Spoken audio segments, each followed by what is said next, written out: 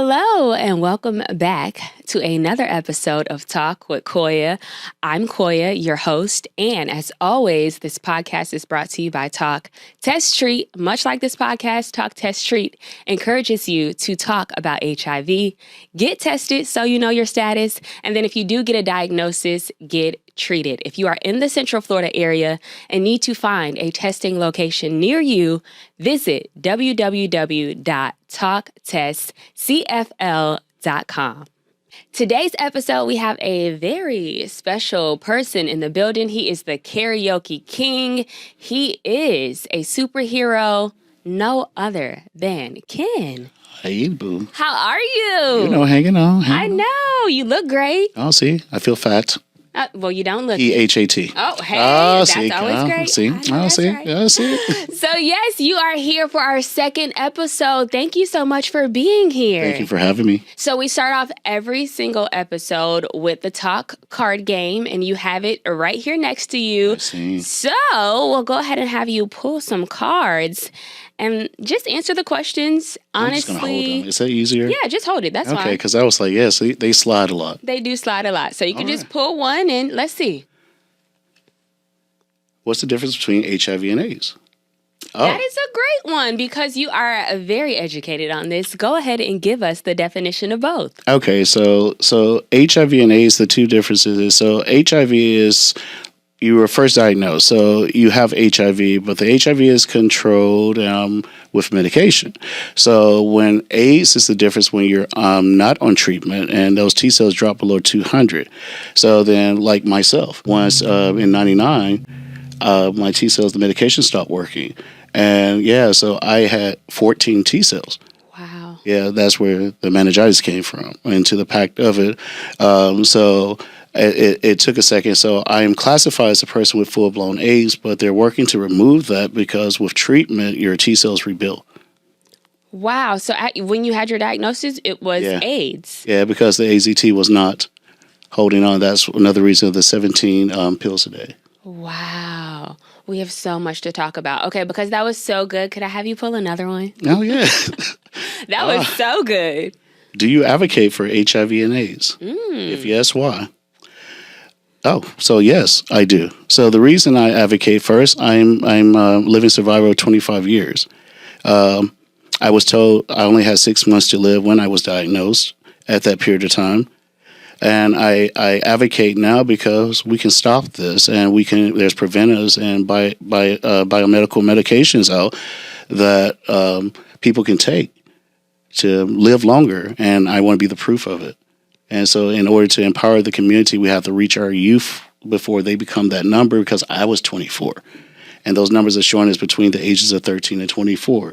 So if we can catch those kids, those people, to get them educated and empowered, we can stop HIV. Wow. Such a beautiful story. For a person who was told they have 6 months to live, to now be here as a living testimony, like what? Yeah. It was like, so, I mean, I always say you never believe what man tells you. It's all about that man above, or female. Right. Or female. Period. Okay, one more just for good luck, because these are getting so good. Oh. Have you ever had a wild night that came with a possible ST or HIV scare? Oh. Well, I was like, I wouldn't say it was a wild night. It might have been a wild few weeks. Oh. Yeah, I was like, but that would be the person that did infect me with HIV. And, it took them to collapse for me to find out. And for the roommate to tell me they had the ninja, because that's what it was called in the 90s. Imagine your very first time having sex and that happens. Yes. So your wild night, unfortunately, did come with an HIV scare. A year later. Yeah. Yeah, a year later to be diagnosed with HIV. So much to talk about. Let's hop straight into this episode. Ken and I actually have been working together going on 3 years now. Yes. And he helps us out a lot with SOS, Sisters Organizing to Survive. You like my shirt? I do. I love the shirt. It's blinged out. Yes, blinging. So he helps us a lot with Sisters Organizing to Survive. And that's kind of how we initially met, right? Mm-hmm. And we've been working together ever since. And I actually called you on the phone and I was like, Well, we spoke about doing the podcast in person. And then I called you and I was like, Ken, I know nothing about your story. I've been working with you for 3 years and all I can tell you is you do karaoke and you are one of the funniest people to be around at any time in life. Really? Okay, I like that. I'll take that. So yes, let's hop right into it because after I got off that phone call with you, I don't drink, but I needed a drink after I got off that call with you. After just listening to your story and then just to hear the perseverance and just, let's hop straight into it, okay? All right. So, August 22nd, 1942, and then August 22nd, 1998. Can you tell me the significance of both of those dates? Well, August 22nd, 1942 is my mom's birthday. August the 22nd, 1998 is the day I was diagnosed with HIV. So, needless to say, a day you will never forget for multiple reasons. Yes. Let's just dive into that and tell me, do you know how you contracted HIV? I do. It was via my first sex partner. Evidently, to find out that he had HIV 10 years previously from the military. So when we were at a friend's house and he collapsed, and his friend came to me and was like, did he tell you? And I was like, tell me what? He has the ninja. So in the 90s, that's what HIV was called, the ninja. So, everybody was like, oh, be careful of the ninja. I was like, the ninja. So, at that period of time, he went off to the VA. I went. They wouldn't say anything to me because we were not related or anything of that situation. But knowing me, I start writing down medications, start Googling. So at that period of time, I was in Birmingham, Alabama. So I did my research and I found the University of Alabama 1917 clinic. So when I went in, I tested negative, but also it was the 90s. So they did the blood draw. Nothing at that period of time, but they placed me on AZT at that period of time. So for a whole year, I did not have sex. And then the virus appeared. A whole year. Yeah. First of all, shout out to you for taking ownership of your own sexual health and others by making that commitment to wait until you got, because a year, most people are like, nah, we hanging and begging. What's up? I was like, no, because I was really nervous. And, unlike the time now that we, like here, we can find out within days, a few weeks, with a rapid test, we can know your status. But in the 90s, they wasn't sure what it really was because, they kept saying it was a gay man's disease. So, at that period of time, the AZT was a treatment for cancer. So, it slowed down the process, but it also made you sick. Wow. So you get this diagnosis. This is you. This is what you're living with. Now you're figuring out how to navigate life being HIV positive. Did you tell anyone at any time? No, at that period of time, I did not. Even the person that infected me, I stayed with him for another year and a half. Wow. Hold on. Let's back up. Yeah. So you were still with him. Was there ever a conversation like, hey, why didn't you tell me? Well, at that period of time, I felt that it wasn't just their fault. It was my fault, too. But then also, as I said, growing up in the 80s, we were more of educated of not to do drugs and not to learn to use protection and to, protect ourselves. It wasn't a situation of education that was taught within the community. So I stayed with him for another year and another year and a half. Until then later, I found out some other things that was going on. And he had a drug addiction as well. So then in the midst of the drug addiction and everything, I couldn't take it anymore. So I was like, finally, we're done with this. So. Wow. Okay. So, and then you're living with this. No one knows. Obviously, it seems like he's the only one who knows. At what point did you tell anyone? And was there a reason behind your telling? Well, I finally, it was 98, like 5 years later. It was the first time I ended up with meningitis. So meningitis, my mom came to the hospital, and then she was the first one that I disclosed it to. So by disclosing it to her, but having meningitis, it also killed me. So. And I want to get to that. So you finally tell your mom, and she knows now. One, what was her reaction? And then was the interaction between the two of you different at all moving forward? Well, it was, with her, it was more of that everything was now bleach. I had separate plates, forks, utensils, cups. Everything was, oh, don't do that here. Oh, yeah, you did this here. That's yours. This is yours. And it just took time over and over again to get a better understanding. But the bigger factor is I'm also the support of my mom. So it was a difference that you were not going to pushed me out so far because my income was taking care of the household. Wow, that's very interesting. Because at that point, it's like, you need me, you know? So even if you wanted to, quote unquote, disown me, you can't because I'm valuable. Yes. Wow, very interesting. So you've had a lot go on. To have an HIV diagnosis is one thing. But then to get a meningitis diagnosis, to get a walking pneumonia diagnosis, and to die twice, and then on the third time, you attempt to take your own life. Yeah. Walk me through that process, and then explain to me, what does die twice mean? So I actually lost heartbeat. They had to bring me back 2 times, well, 3 times actually.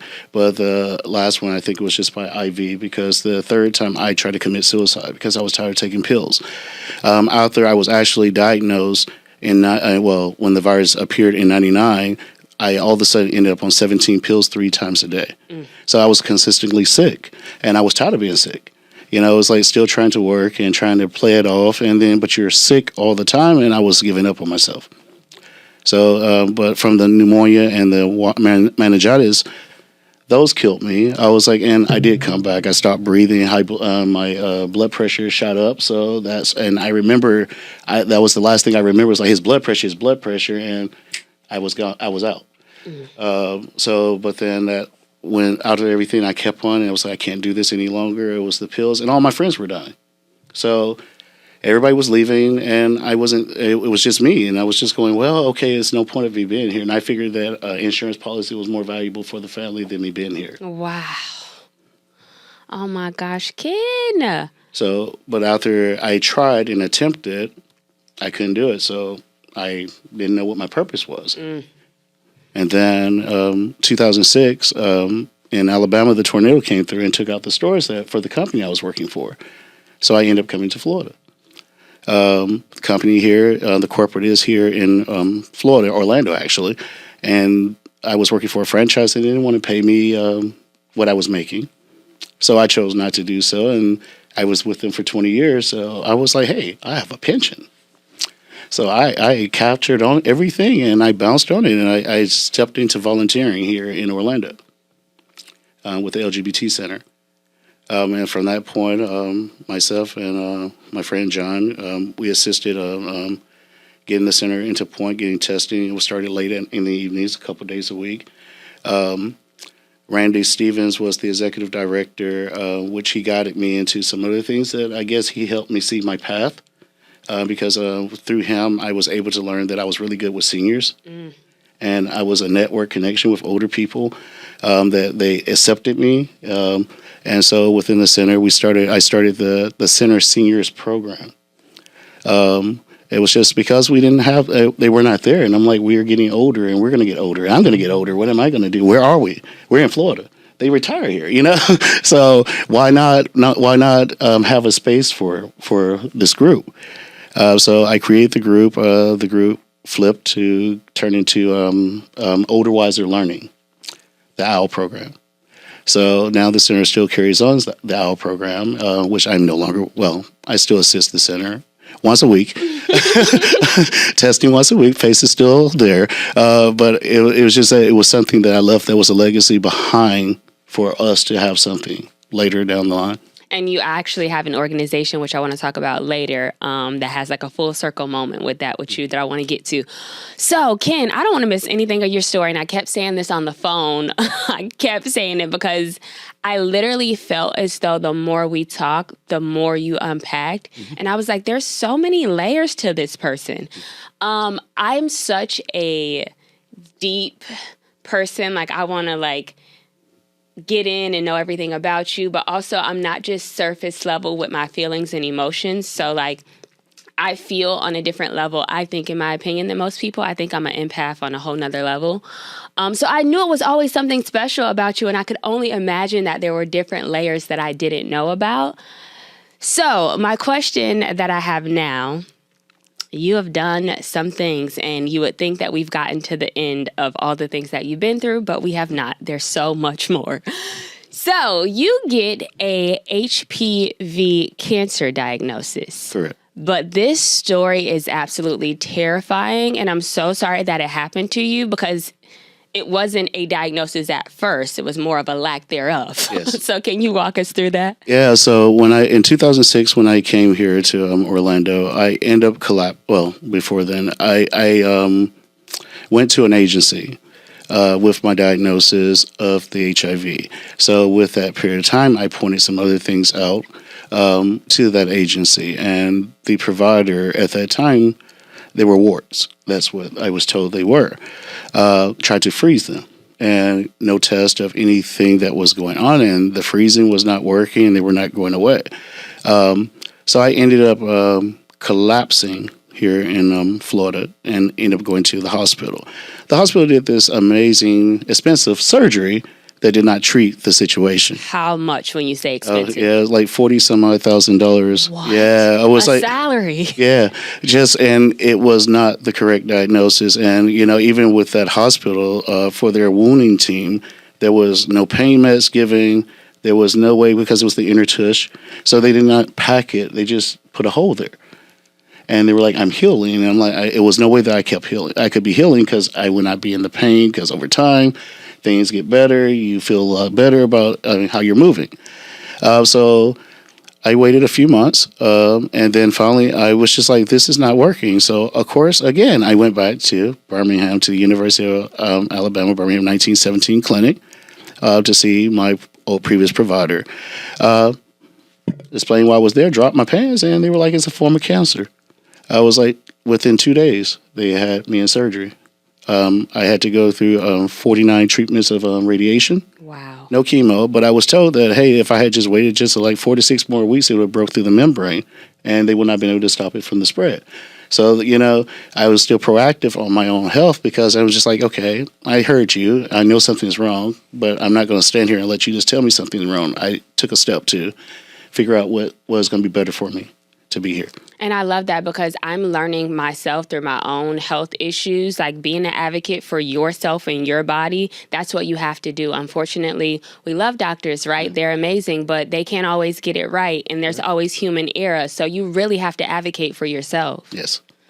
Yes. And I'm so happy you did that, because the misdiagnosis was not diagnosed, and you're here with us now.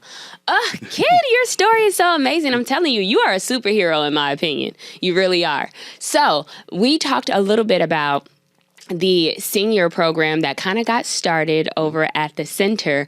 But now, in a moment, after trying to commit suicide and then moving to Florida, you're like, what is my purpose? In my opinion, I think you kind of found it. And it kicked off with the program at the center, but now ultimately you have your own organization that pretty much deals with the same thing, right? Yes. I was like, is Oak, Central Florida, Older Adults with Knowledge, is to enhance the quality of life for all of us as we age. I know a lot of people always go, well, what do you do? And I'm like, well, we do a lot of things. We utilize education of testing, getting people tested. Seniors have sex. So I was like, we kind of like forget that once we get older that it still happens. Yeah. Have you ever been to the villages? Oh, well, I see the numbers of the villages, so that could tell us enough there already. It's just like here in Central Florida, I myself with some colleagues, we placed the first national HIV aging awareness event here in Central Florida. Wow. So it was just something that was not here. Just like my mission now, I utilize Oak. A lot of people always go, is this for Black people only? And I never understand that. Yeah. It's just because the founder might be Black, but I see everyone. I'm part of the community, no matter who I am and what I look like or my age. We have to get those concepts out, because when I was with the center, I guess they thought it was more of a white thing. Because that was the majority of the people that were there. But we have people there in every race that are older. Right. So we have to find ways to connect to them, and everyone gets connected differently. I love that. And I love that God put on your heart, because you weren't even old when you started per se, but I love that God put that on your heart at such a young age. And then it had a full circle moment to like, you know what? We do need more awareness in this area, because to your point, I know there is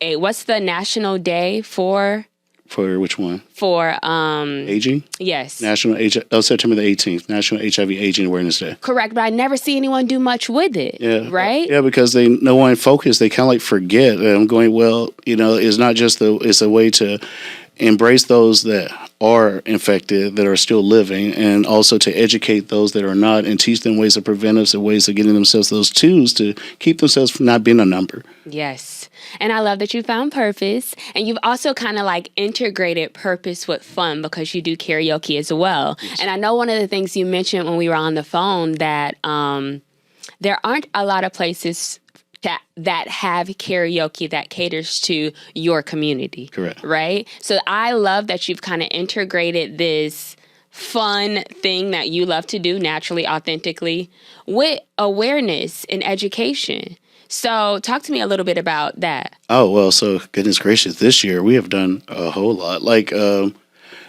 this year I decided that I wanted to do a Juneteenth event. It was standing here. It was just like I didn't want nothing super big, but I wanted something that I can gather the community. But I'm like, well, we're celebrating freedom, quote unquote. We still need to educate and empower. So we placed testing there, and I did this whole thing with ribs and chicken and mac and cheese, baked beans, and even put on a little performance show for them, and with karaoke. So I would say it was a way to gather them, and then when free food couches a person. No cost. Yeah, I was like, and then they had cool things. Gave away a 50-inch television. I do a karaoke raffle within the midst of it, so everybody that sings goes into the raffle, even if you're not that great. Wow. Yeah, and we were able to give out $200 into 4 people by doing so $50 increments. I love that. So it's just a way. Because everybody has a need for something, and you never know when you might be that blessing upon someone else. And that's why I look at it. But the karaoke, I started it because I go to a lot of venues, and I notice that we do. And I will say it's not saying that it's a judgmental of the venue or the host of the karaoke, but sometimes karaoke hosts have their favorites. And sometimes certain people sing way more than they should when there's other people, because they have to understand the establishment is there to bring in revenue. So if an individual is coming in, they came for this purpose, they can't sing, they're probably not going to come back to that venue. Which, myself getting paid, you affect me too. Because I was like, I like my tips as well, and my little cash payment on the side. So, hook a brother up when you see us, out here doing our thing. And that is a fact. Where can they check you out doing karaoke? So actually, before I even say that one there, it's easier that if you could just simply follow me at Karaoke with Ken T. I'm on Instagram and Facebook. So that way, because I do many locations, and I don't want to favor one without talking about the others. Ken, I want to ask you a question. As we heard today, your story is absolutely amazing. You've been through so many things. So as a person who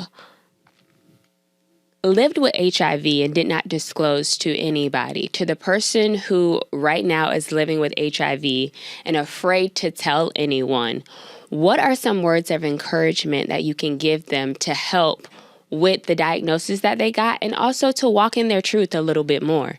Well, first, I would say you have to accept it yourself, because that's the first fear factor of it. With the laws definitely say that you have to disclose. So even with my husband, when I met him 12 years ago, 12, oh wow, that's long. 12 years ago, I was like, the first thing I said to him at that period of time, I started building habits of conversation. That's been my first conversation when somebody flirts with me, or it gets to where I see that you're trying to interact with me. I'm going, hey, I'm HIV positive, but I'm undetectable and I'm on treatment. And, of course, 25 years later, and I diagnosed by year. I'm like, I take my pills every day and I see my doctor every 3 months. And I would say if they don't accept it, that was their loss. That's not your loss. Don't give up. I love that. So your husband, was there any hesitance? No. I was like, I think that's why within our community, I don't disclose. Not disclose. I do not hide my status. Been on billboards. Yes. I go on social media. I post. They always see me, and that's everybody that stands here and talks. He goes, "Oh yeah, he's all HIV educated." I would say, "Yeah," because we have to do this, and with the numbers, especially among Black and Brown, we have to make a difference and we have to make an impact. And, some people are here to make that impact and some people are here for the monetary side of the community. So I was like, I'm not here for the monetary side. I'm just here for the community. I mean, even with our conversation, when I told you when I started the senior program at the center, I was trying not to be the face. I was trying to be the back man, the person in the back end. And then somehow or another, it just like, whoosh, it happened. So I said I did too much.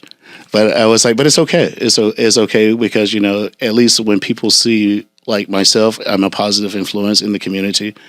I'm going to do what I can to help you in the community. And, I'm not here to judge you.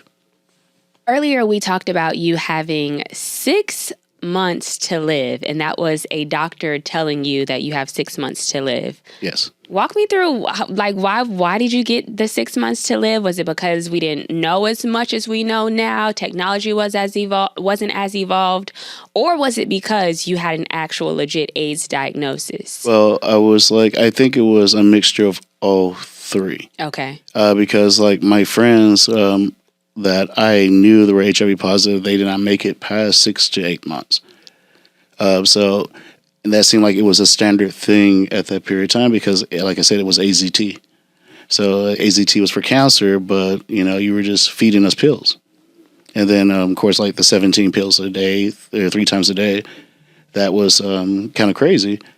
And, being always sick, and it just made people were not taking their meds. They were just tired. So I'm assuming that maybe they felt that you were going to give up and you wasn't going to take it. I mean, which there's been times, like I said previously, when I tried to take my own life at the end, I was tired. But, evidently I couldn't leave. So that just told me there was something bigger for me out there. And I just waited and I was patient.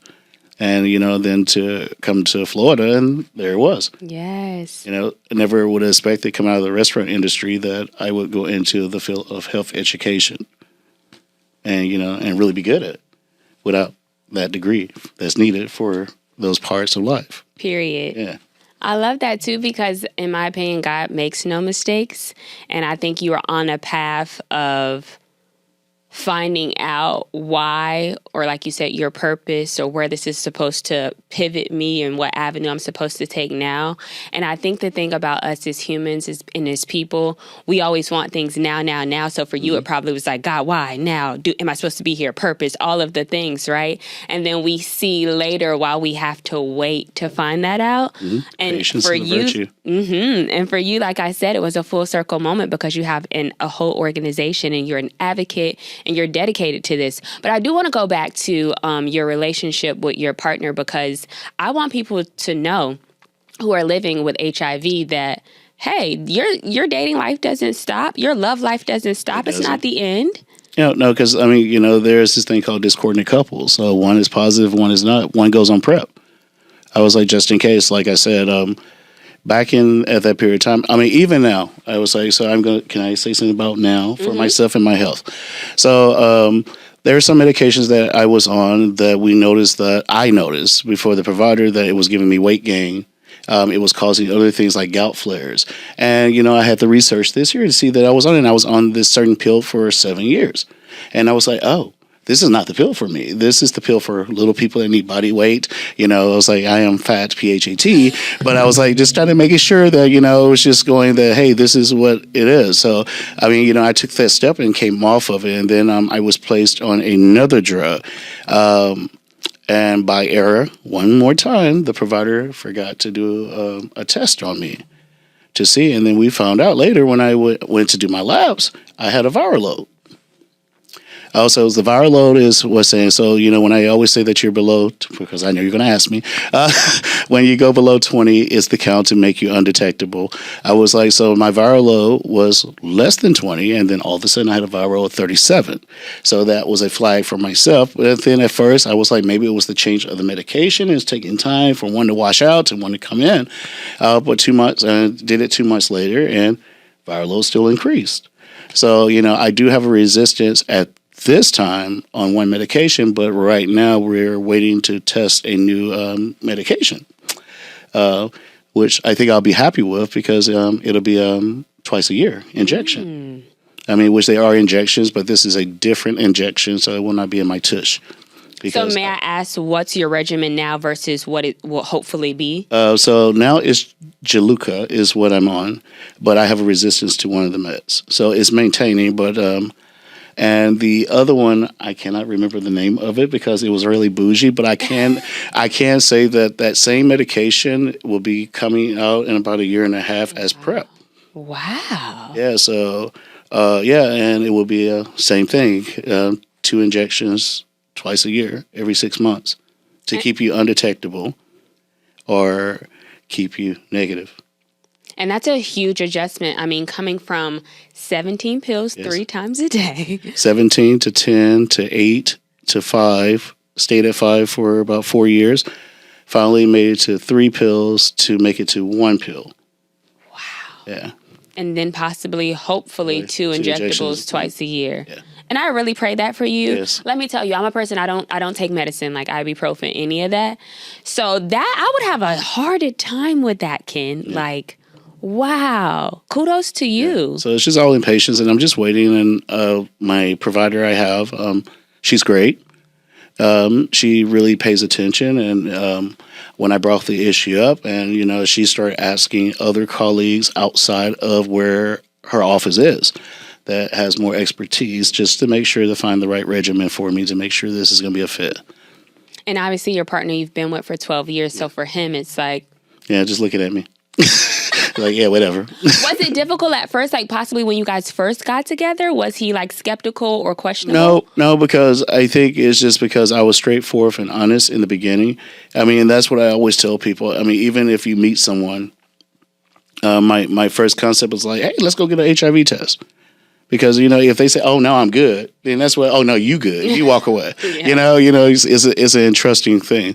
But, like, when I did that, I think it was because I'm very straightforward, honest. I can be like, hey, I have this. And people are like, oh, I show labs. I'm like, oh, if I had to go through all that, that's a whole lot going on. Yeah. I'm an adult, and I know that I want to live, even though that I did try to take myself. But I want to live because I now found that purpose of why I'm living and what I'm doing to help others. That is such a beautiful thing.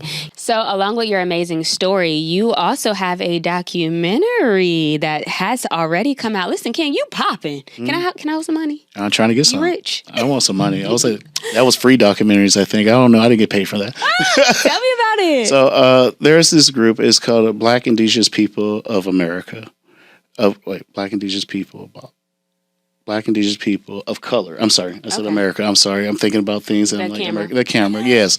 I was like, but it's with the BIA network. So they go from state to state and they choose advocates within the community. And luckily I was one of those. So they done a documentary on finding Ken. That's what it's called. So they follow me around from here in Orlando, even back home in Alabama, to find out my life story, and say because they said my story was amazing, and I'm just like, oh, it's just normal. I'm just a human, that's all it is. I'm not here trying to check anything else in. I was like, so, it came out November the 8th, so it's floating around. Yay, and where can they check it out? So that will be on the BIA network. Okay, and we'll also have it in our description box below. So if you want to check that out, click the link.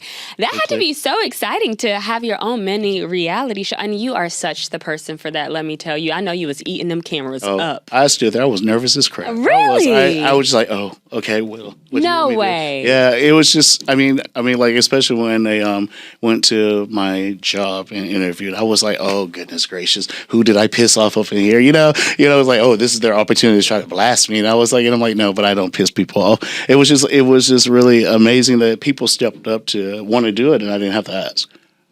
And then I was like, are you going to tell my story for me? Thank you, I guess. I mean, I didn't know I really had a story to tell. Wait, hold on. How you didn't know you had a story to tell? Well, everything we talked about today? Well, because I think that's just people have things that happen in their life. So, I